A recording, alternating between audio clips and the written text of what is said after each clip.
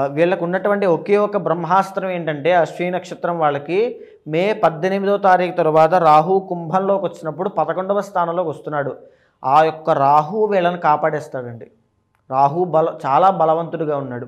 కాబట్టి ప్రతి శనివారము వీళ్ళు మానకుండా శనికి అభిషేకం చేయించడం కానీ, నువ్వుల దానం ఇవ్వడం కానీ, హనుమాన్ చాలీసా మంగళవారం నాడు చదవడం కానీ చేస్తే ఆ శని దోషం కూడా పోతుంది. అశ్విని నక్షత్రం వాళ్ళకి బ్రహ్మాండంగా ఉంటుంది. ఓకే.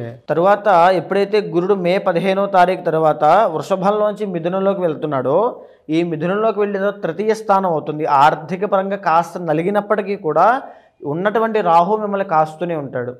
సో రాహు చాలా బలంగా ఉన్నాడు కాబట్టి రాహు మీద మీరు నమ్మకం పెట్టుకోవచ్చు, చాలా బాగుంటుంది. కానీ అక్టోబర్ తర్వాత గురుడు 4వ స్థానంలోకి వెళ్తాడు.